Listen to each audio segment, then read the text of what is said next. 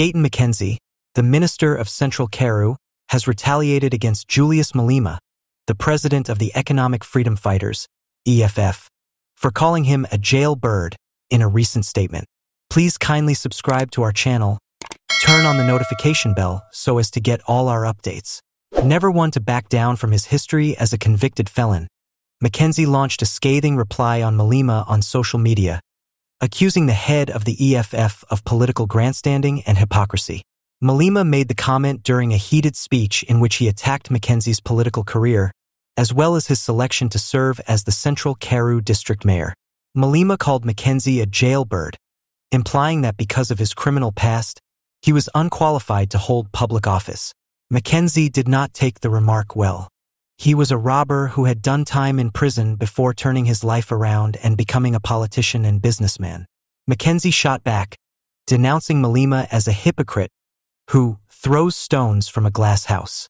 He reminded Malema that while he had made amends and turned his life around, there are still people in South Africa's political scene who act unethically, including some members of the EFF.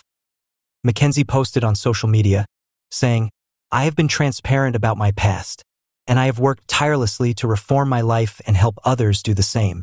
Unlike many others, I don't have any skeletons in my closet or anything to conceal. I refuse to be judged by someone whose political career is riddled with scandals of its own."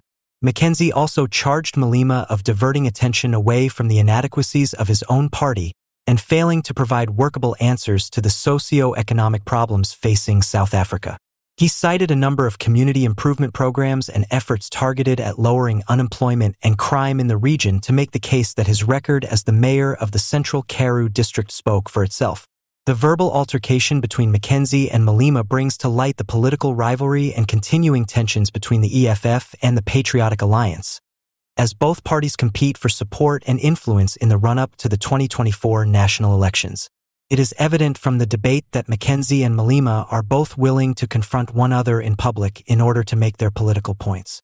Once more, tensions between influential ANC and MK Party politicians are intensifying as the political climate in KwaZulu Natal becomes more unstable. Deepening differences among the region's leadership, recent remarks by MK Party leaders Vusi Khoza and Jacobzuma have sparked a heated discussion about the ANC's future in KZN. With charges of disregard and indifference towards important establishments, the ANC's future in this crucial province seems bleak. Discontent has been simmering for months in certain ANC sections, especially with relation to leaders like Bheki Mtolo and Siboniso Duma.